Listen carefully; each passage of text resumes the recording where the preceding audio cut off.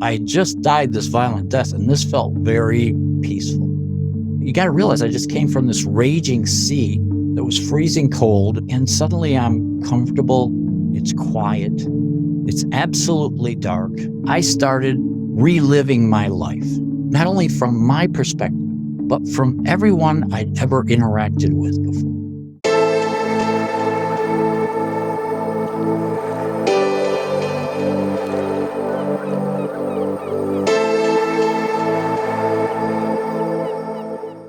Dave, thank you so much for being here. I'm so excited to have you here. Lisa, thanks for asking me. I'm really thrilled. Your story was just transformational for me at a key point in my life. And I would love to have you share that with my viewers if you'd like to just tell us about your near-death experience. Oh, I'd be happy to. And I'm glad that it may have helped you in some small way. Back in 1983, I used to be the chief engineer of the research vessel Aloha. And we had just kind of completed a job that we were trying to get back into the harbor. And the sea was 25 to 30 foot seas that night. And the harbor master wouldn't allow our ship in. So the captain, and we had a number of people, other engineers on board that had helped design one of the ROVs that we were evaluating during this job. And they needed to get to LAX. And so they needed to get into the harbor. And so the captain decided, well, we'll put the Zodiac, which is a rubber craft. You see like the Marines using it for landing crafts and stuff like that. We used to use it to retrieve our submarine, and we'd retrieved the submarine in really heavy seas in the past. And so we didn't really think much of it, but we thought, but it's a shallow draft rubber boat. So we figured that, that could make it in the harbor. The reason the harbor master wouldn't let our ship in was because the waves were crashing at the breakwater, and they were afraid that our big, research vessel would bottom out on the way in. So anyway, captain decided to relieve the crew and he asked me, because we didn't have our normal crew on board. He asked me to take the boat in with one of the deckhands, because nobody knew the harbor except for me. And I'm the chief engineer. Normally I don't go on these little excursions. I normally stay with the ship. But because we didn't have our first officer and some other people on board, so it was just that's the reason why the captain asked me to kind of guide the deckhand in, and then we'd come back to the ship. On our way in, and it's kind of odd this night, we actually took the time to go down to the bosun's locker and actually get some life vests. And because we're a research vessel that did underwater exploration, and I'm a commercial diver and a number of the crew, we never wore life vests. We lived on the sea, under the sea. We spent our life there. We very rarely wore life vests. But because it was rough, we thought, it would be prudent. So we went down the bosun's locker, and these things were nasty. I mean, I had to beat the dirt off of them just before you'd even put them on. They'd been in that locker for a long time. And so we donned the life vests. We jumped in the Zodiac. We took a bearing on the radar before we headed out, so we knew where we were going. And you could see, because this is at night, and you could see the shoreline was all lit up. So that was pretty obvious. But what we were doing is, because the ship had to stay off station about 2 miles. So we had about a 2-mile run into the harbor, because that's where the sea was calmer. It was just rollers out there, not cresting waves or anything like that. So we get in the Zodiac, we start heading in. And what we would do is we'd get up on the top of of a swell, and we would spot the harbor buoy, and then we'd run down the swell and up on the top and do it all over again. Find the harbor buoy and do it again, and to try to keep our bearing. Well, it wasn't very long. We kind of lost track of the harbor buoy, because you got to realize, we're doing this and the harbor buoy's doing this. And it wasn't very long before everything, we just lost track of the harbor buoy. Well, we decided as a group that we would just do a beach landing if we had to, because we needed to get these guys in, and then the mate and I would head back. And so we didn't realize it, but the storm had blown us about a mile south of the harbor, and this is off Southern California, and it was a great. There's a place there where the seafloor comes up, and it creates great rolling waves, that you see the surfers use all the time. In fact, they used to hold surfing competitions there. And so we didn't realize we had hit this breaker zone, and we drove off. It was either 25 foot to 30 foot. We drove right off it and fell down. And so I screamed at the mate to turn, because I was in the bow navigating, trying to find the best way to go in. And so I yelled at the mate, turn us about, because being in a breaker zone is not the best place to be. And so, so we wanted to get back out, and he turned us around. And just about that time, you saw the next one up overhead, and it came crashing down on top of us, and it folded the Zodiac in half like a peanut butter sandwich. I was in the bow, and it catapulted me out into the ocean. And then I was tumbled and tossed like a rag doll. Like you just wouldn't believe the ferocity. I've never experienced anything as ferocious as this sea this night. And so I totally lost all orientation as to what was up, down, left, right, because I just was tumbled and tossed in the ocean. And it's nighttime. There's no streetlights out there. So it's incredibly dark when you've been pushed down into the ocean. So I relied on my life vest to take me up, and I just kind of protected myself. I just kind of tucked in and protected myself.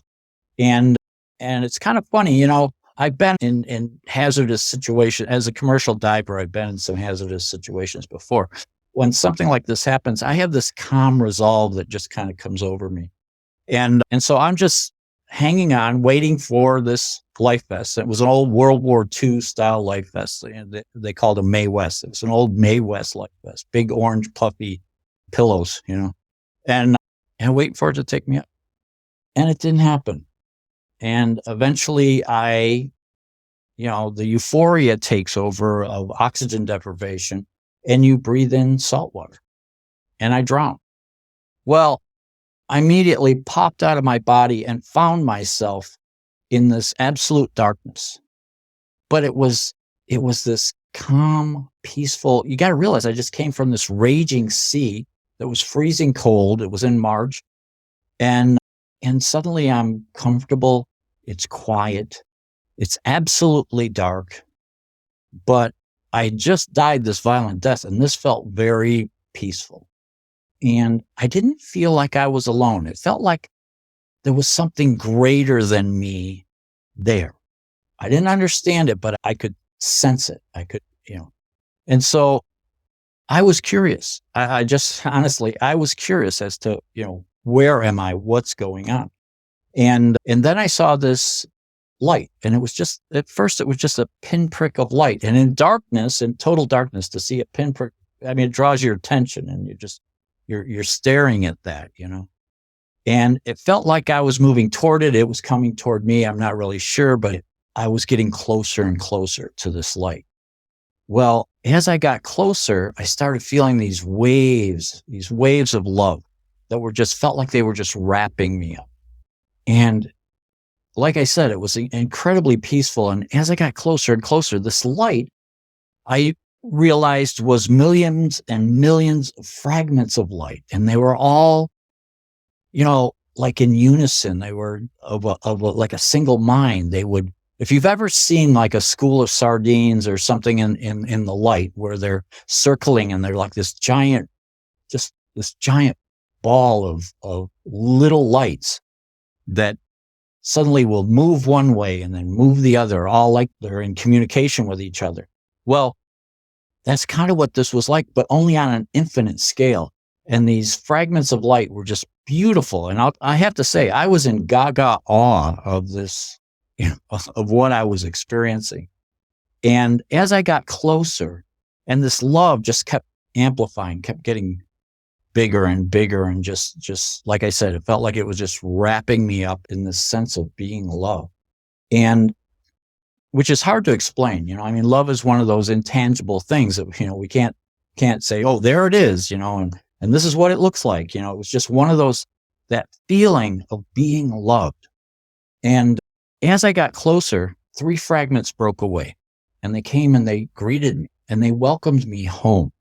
They were welcoming me home. And it wasn't like we were speaking. It was more of a knowing, a communication. Like it was more like I could hear them, they could hear me, but we weren't speaking. And eventually a dozen of them came and greeted. It was, and I recognized them as my family, but not a family that I'd lived in this life, but like I call them my soul family. And I can't explain it any better than that, but they were my soul family. And they were just welcoming me home. They were loving me. They were supporting me. And I was just swept away by the amount of love that they were, it felt like it was just permeating my being. And they communicated that we were, going to go into the light. We went into the light, into this area that was spherical, like a giant bubble. And when we went into that, I started reliving my life. And when I say that, it sounds so simple, but I was able to do it. I was reliving my life, not only from my perspective, but from everyone I'd ever interacted with before.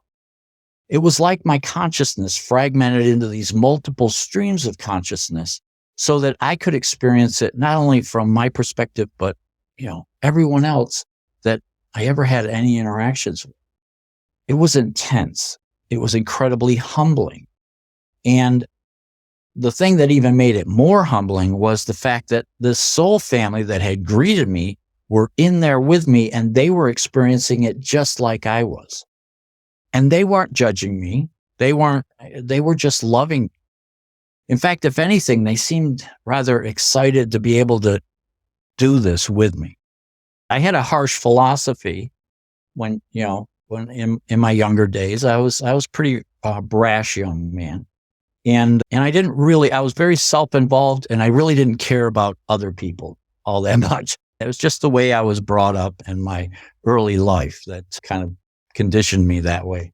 And so I saw a lot of things where I was being incredibly harsh and self-centered, that I was ashamed that my soul family were experiencing this, and I got to see how I interacted with people and how I wasn't real pleased with who I was. But I also got to see where I would do something with loving intention that was, I wasn't looking for anything. I would just do it with loving intention. And those would create some of the biggest ripples, because everything we do in life creates ripples, after effects. And so they would just radiate outward. Every action has an equal reaction, right? We all learn that in school. Well, it's the same thing with our interactions with other people. We may not realize that when we say something harsh to someone, it affects them in ways that we can't perceive, because we actually are interconnected with everything in the universe. And so you get to see this in this life review. You get to see that interconnection with everyone. And so when I would do something with loving intention, that would create some of the biggest ripples of after effect from my actions. And so that really, really, it opened my eyes. It really opened my eyes. And the things that I thought were important, like becoming the chief engineer of the research vessel, and in my 20s, I thought those were the things that my ego and myself were very proud of. But in the life review, they had very little significance. It was incredible to see how little meaning there was in the life review and so it gave me a different perspective on legacy as to, what we leave behind. I think, the more that we interact with each other with loving intention and being mindful and present when we're with other people and in certain situations, that we come from that sort of center, that's when we leave a legacy, because that's what creates the biggest ripples. So we went through this life review, and I got to see the good, the bad, the ugly, I got to see it all, and I got to see, the better side of myself as well. And we came to a certain point where I had drowned, but the life review continued. And so I didn't realize what was going on at the time. In fact, I was a little disoriented as a result of it. But my soul family just loved me. They supported me. They buoyed me up with some more energy, and we just continued. And it's kind of interesting. Once we crossed that threshold of what was I had lived and and at the time I didn't realize was future life, it was different, because in my life and in the life review of my actual life, everything was crystal clear. All the interactions, all the ripples, all of that, and every interaction that I had was crystal clear. But then when we crossed that threshold, it was like going down a corridor where I had this central path, but I could see there was also this periphery that wasn't quite as in focus. And I realize now that that part that was out of focus is part of our free will, that we kind of agree as to, what we're going to accomplish in this life. And so we have this main path. And a lot of times those are set up in our life as our intentions, as our ideals, our guiding star, basically. And so if the center corridor was fairly clear. And so as we went down, I got to see these interactions that, I didn't know anything about. But I also realized that if I wanted to, I could go off to the right, and then eventually I'd be led back to the center. And if I went off to the left, but it showed me that we have the free will to explore in life and to kind of make our way through life, So eventually I reached a point where the light spoke to me, and it said, "This is not your time. You must return." And I said, no way, I'm not going back, because I had met my soul family. I have, that I never knew existed. I'm feeling love like I've never felt before in my life. And I knew my body was back there, just was broken and cold. And it just looked like, just cold meat to me. It had no meaning. And so I argued with what I perceived as God. I argued, and I said, no, I'm not going to go back. And the light spoke to me one more time. It said, "You must return. You have a purpose." And that purpose was so simple and efficient. When we're in that light, we're connected to this expanded consciousness, like you're connected to all the souls that ever were and all the souls that ever will be. And so you have that grand consciousness available to you.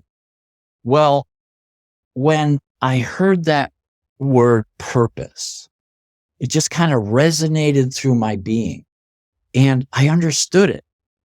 And with understanding, I immediately came to acceptance.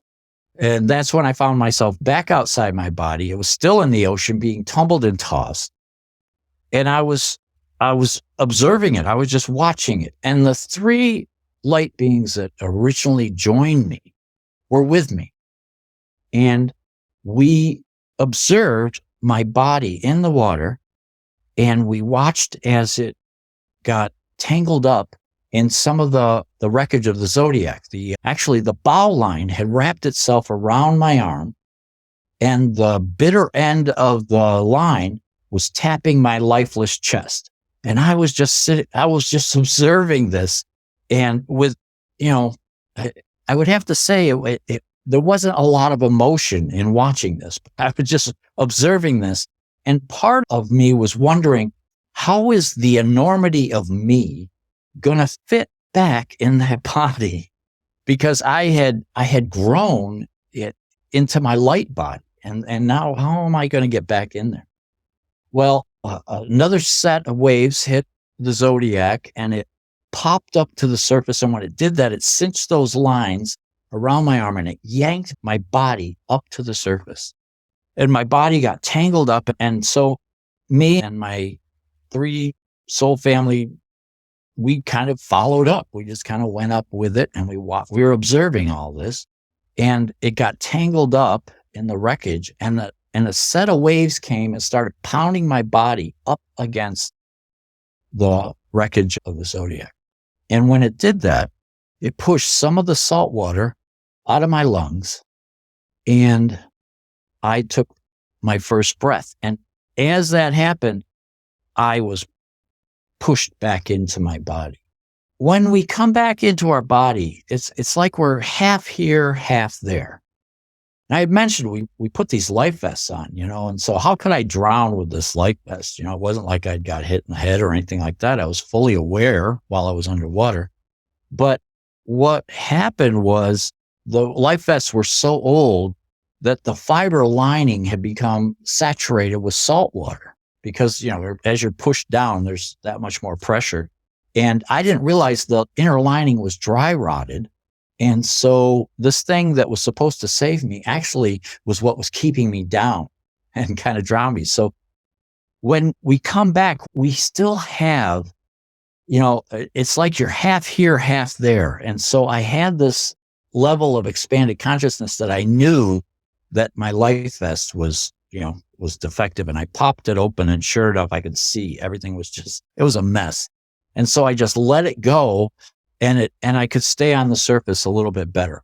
I had to take some other steps to stay there. But when that line yanked me up, it dislocated this shoulder and this thumb.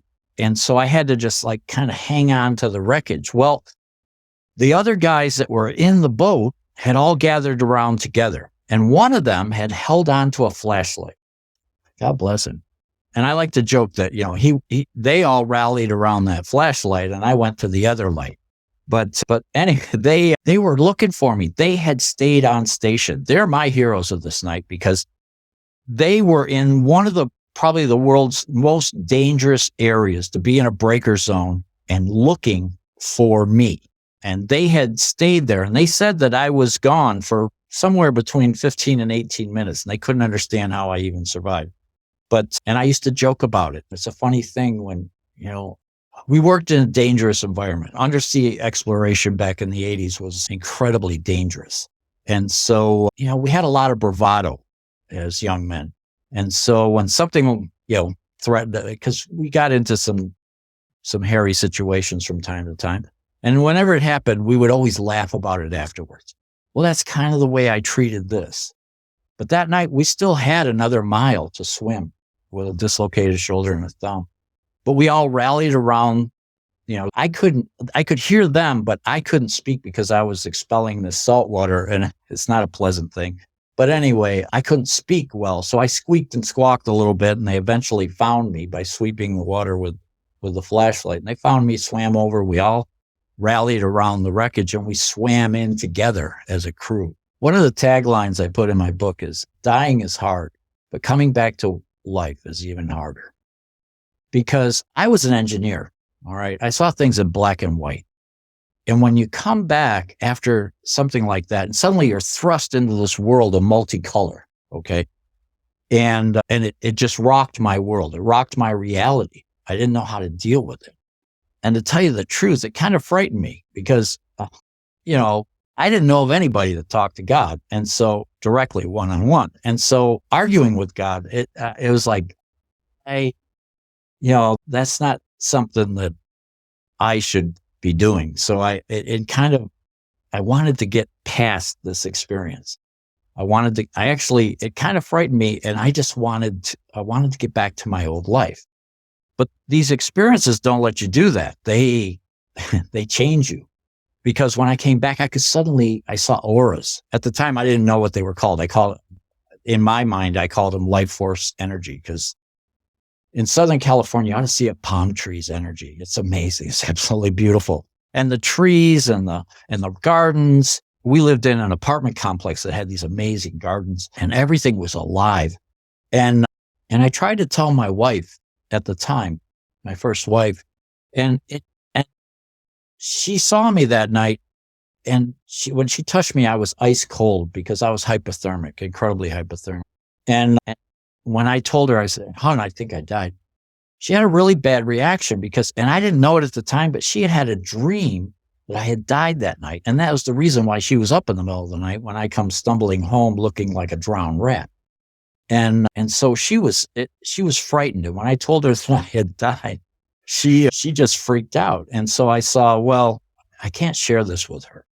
And I didn't feel like I could share it with my workmates on the ship because, like I said, the work that we did was very dangerous back in the 80s. And death was kind of a taboo subject. So it didn't feel like I could share this with anybody. So I self-isolated for over 11 years before I shared my experience the first time with a spiritual group and another near-death experiencer.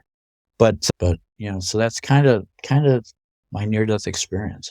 Well, thank you so much for sharing that with us, Dave. I was on the edge of my seat, even though I've heard your story several times. I just felt like I was there seeing it. I really love your experience with the light and how you describe it as being made up of these small lights moving in unison, because it's so unique. I've never heard anyone say it quite like that. I think that I've always attributed to being all those fragments of light were individual souls that were interconnected and creating the greater oneness of light. So that's how I perceive God. That's how I perceive the oneness. And talking to other spiritual leaders, that's, to me, when you hear people talk about the one, that's it for me. That's the way I. And so would you say that we're all part of the one, or we're all part of God, or how would you describe that? Yeah, actually, that's a great description, that we're all part of God, because I believe that when we come back, I mentioned how I didn't know how I was going to fit back in my body. When we come back, when we're in this physical form, we have a fragment of that light with us, but not the totality of our light. Now, I'm talking about our individual light, our fragment of light. We come into life and we have a portion of our light with us. And that's what connects us to the greater. You've heard people talk about the golden cords and things like that. Well, because within us resides a part of our light, then we have access to the greater whole. It's just we have to learn how to open that doorway to connect to our higher consciousness, our higher self, which is basically the totality of our light fragment of who we are. And so I believe, yes. And because our light is interconnected with all of the light, then yes, we are, God is a part of us. We are a part of God. And it's a wonderful thing to come to recognize. It took me years to recognize that's what that was, because I fought it for a long time. But yeah. What would you say is the best way for us to connect with the light here? I like to use meditation. I've used meditation for many years now. And I was fortunate to have some mentors in my life. And one was Margaret Keene. She's passed now, but she taught me, and she was an experiencer. And she taught me that we can all go into the light, into our light within us.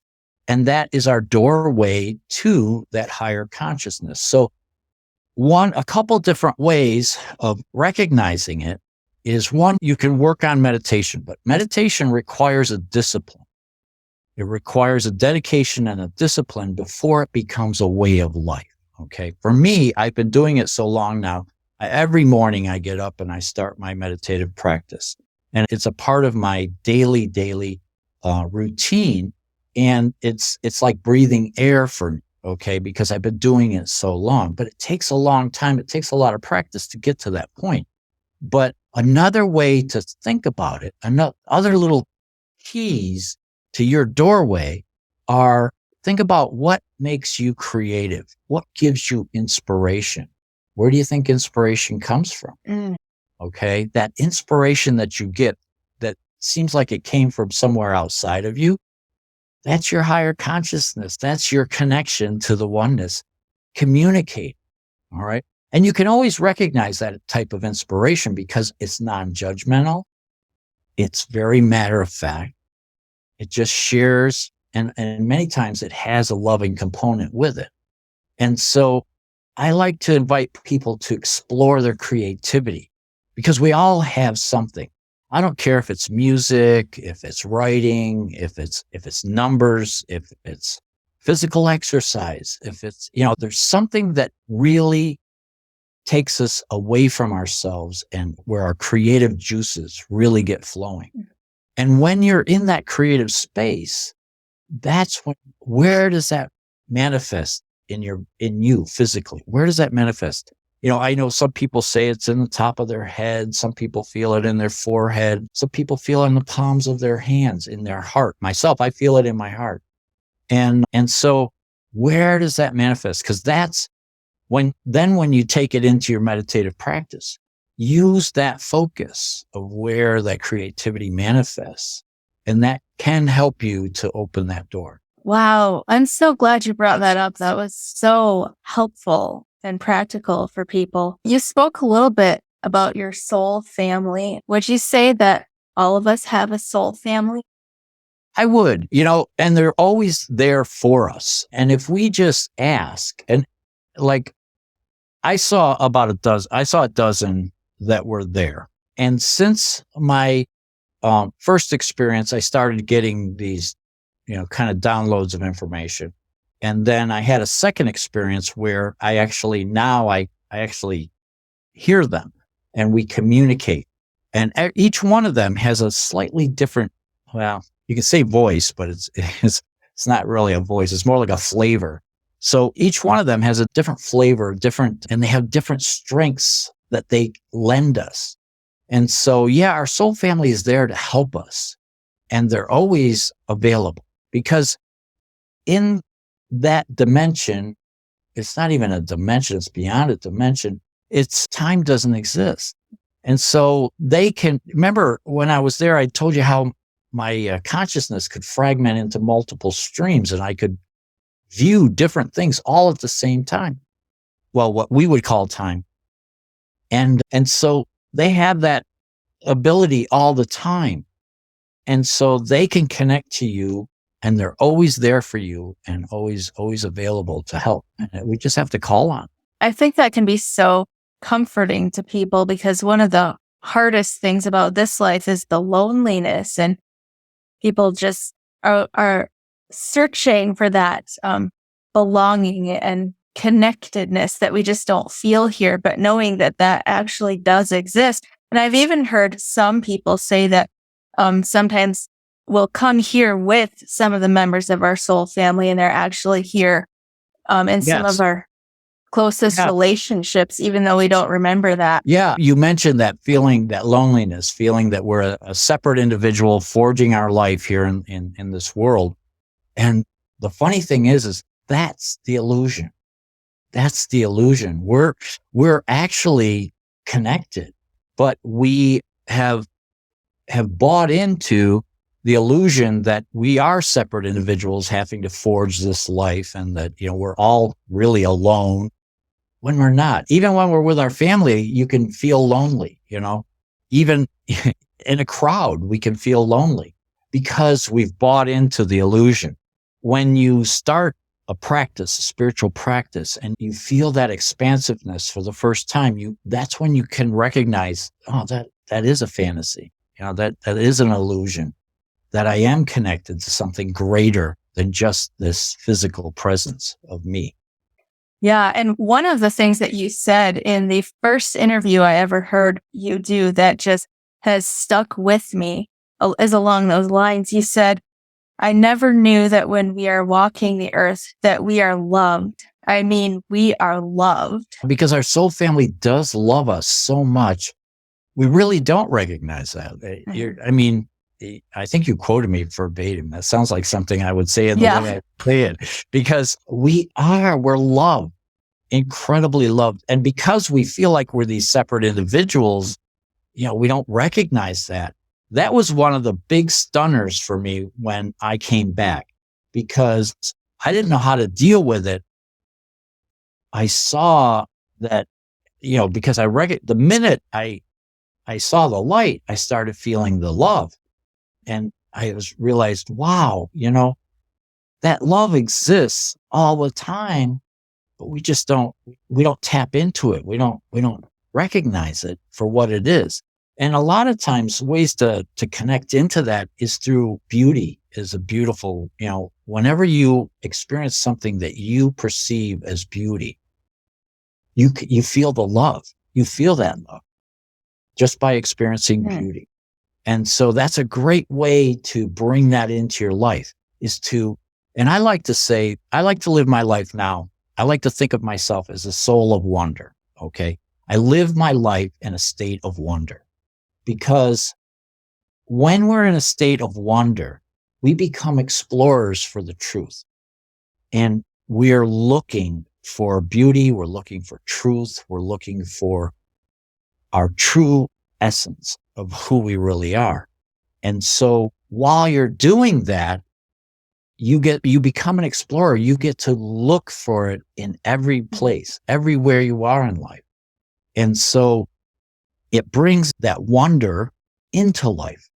When we're children, we have that sense of wonder because we're learning new things all the time, right?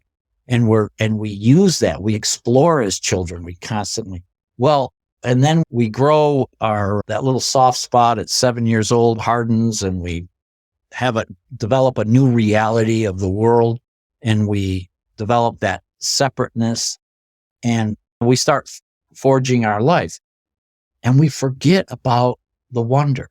We forget about that. It's a state of being that actually helps us in that connection, that inner connection. So I like to use that. I like to look for beauty and feel the love in life and try to live in a state of wonder. That is so good and so in alignment with where I've been recently. So thank you for sharing that. You had a second experience where you had another life review and got to see how you had changed since your first experience. Would you like to talk about that for a minute? Yeah. About 11 years later, I had a second experience where the light called me back, and I relived my entire near-death experience. Only this time in that life review, I got to see the 11 years I'd lived since I came back. Now, when I came back, I mentioned how it kind of frightened me, and I didn't know how to deal with it. And so I had accepted kind of this, you could call it a mantra of acceptance, tolerance, and truth. Acceptance of who I am, because having experienced that near-death experience, you have a really good look at who you are. And so I could accept that was who I am. I may not like who I am at the time because I needed a lot of work. Like I said, I was a brash young man, and and that was something that I felt I had to change. But I could accept this is who I am right here, right now, and I can be a better person. And then tolerance. I wasn't tolerant of other people or other situations. I kind of, bowled my way through life. So when I came back, I realized I could be, because I saw the interaction that we all have in life, that everyone has their own path. I don't have to necessarily agree with other people's paths, but I could, so I could be tolerant that that's their choices. They picked that. That's their life. And I have my life. I don't have to own their stuff. I have my own. And then truth. I realized that each and every one of us have a truth that resonates in our hearts. And so I took those three things and I kind of boxed up the rest of the experience and put it on a shelf. And so for that 11 years, I kind of tried to work with acceptance, tolerance, and truth. And I didn't think I'd change that much. But in the second experience, in that life review, I saw, because the life review, I got to see those 11 years with the clarity of the life review and the expanded consciousness of the life review. And I got to see how much I had really changed just by accepting those three little things. They're like new ideals that I had never had in my life before. They were my guiding star that led me down my path.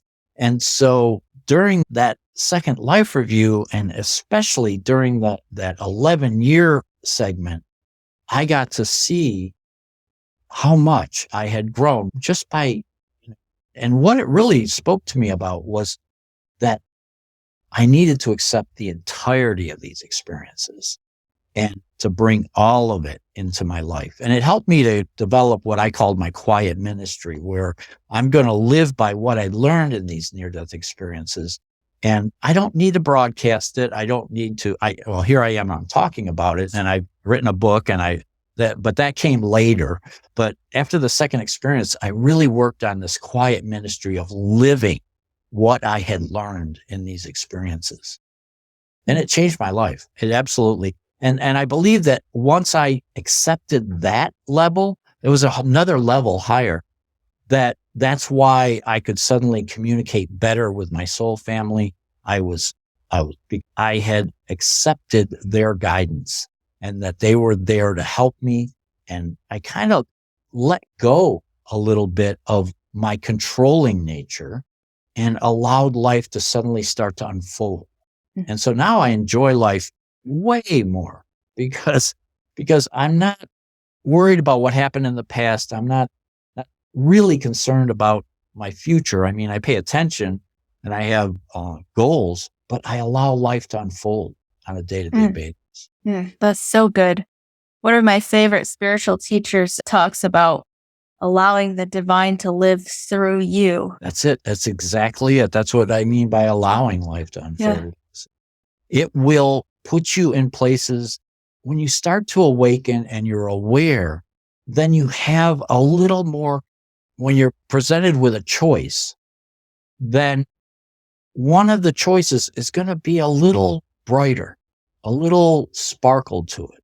It's going to radiate a little bit more, and you're going to know, or your heart's going to, when you look in one direction, you'll be kind of like, nothing. You look in another direction, your heart will expand. You'll feel that sense of joy and that comes along with it. And you'll know that'll be your guidance saying, go in that direction. That's where you need to go. So yeah, it's kind of interesting when you allow life to unfold, then when you're presented with choices, a lot of times you'll know which way to go. I heard you in an interview with, I believe it was Trisha Barker recently. Oh, yes. Giving some advice to people on how to find their purpose. And you were talking about how it's the little things, like being guided in the little things that actually lead you to the bigger purpose. Yeah. I mean, we're all, like I said, we're all interconnected. So we all share some of the big purposes. I'll give you an example. One of the big purposes that we all share is to grow enough to break free from that separation, to break free from that and to grow spiritually, right? So that's one common goal for everyone that's walking on this earth. But yeah, a lot of times we have, and this took me a long time. When I was told I had a purpose, and that became kind of a mission in life when I came back, was like purpose. What was this purpose? Because the minute I came back, I felt that separation and that aloneness again. It just came closing back in, and I forgot I remembered the experience, but I couldn't quite grasp the purpose that was so simple and efficient. And so I started on this lifelong journey of trying to figure out, well, I came to realize that a lot of times in life, and we all have this, little things happen, these little synchronicities where suddenly we're exposed to something and, we read something and maybe we learn something new, or maybe we experience something new. And then we take a couple more steps down our path and somebody crosses our path that is looking for that exact same information. Do you think that's part of the purpose? But we have to pay attention to it. A lot of times we go through life numb and not paying attention and not realizing that we're fulfilling purpose all the time. That, sometimes I had a friend who was another experiencer, and he said, sometimes we're the helping hand and sometimes we're the boot. Okay. Sometimes we have to motivate people, and sometimes maybe we're the bad guy. So prior to my near-death experience, I was the bad guy a lot. Okay. But I could see in those interactions how I motivated people, sometimes not good, but I did motivate people. There were interactions, there was reaction to a lot of my stuff. But sometimes that, we kind of push each other's buttons, but sometimes we push the good buttons, okay, that motivate people in a good way. That's more of the supreme type of purpose, that we're really looking for. And you could feel it when that happens.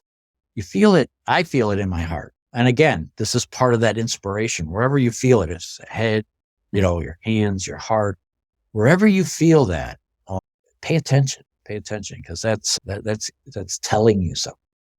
Well, thank you so much for breaking that down for us. A lot of people have questions about how to find their purpose. And I also appreciate you pointing out like the different energy centers on the body where you can tune in, because I felt that for myself when it first started happening. I thought, is this for real? Like, am I imagining this? But no, it's good to hear it confirmed. People don't realize, but HeartMath did a bunch of research on cohesion of the mind and the heart.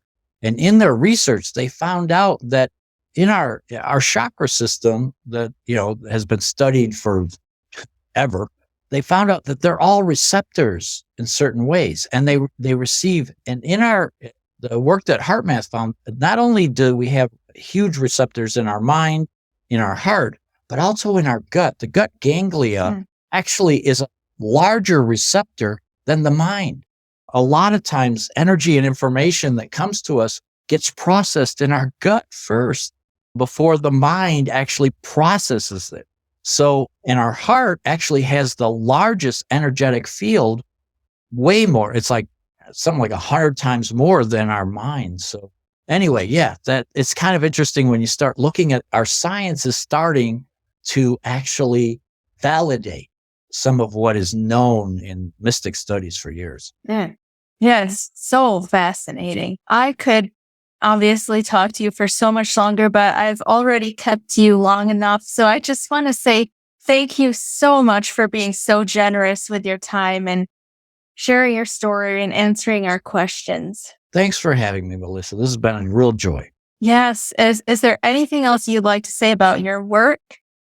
Well, if you go to my website, dharmatalks.com, you can see I do energetic healing. That's really my passion, because I also suffered from stage 4 lung and bone cancer. We didn't get to go down that road, but in that journey, I developed a connection. I call it white light energy healing.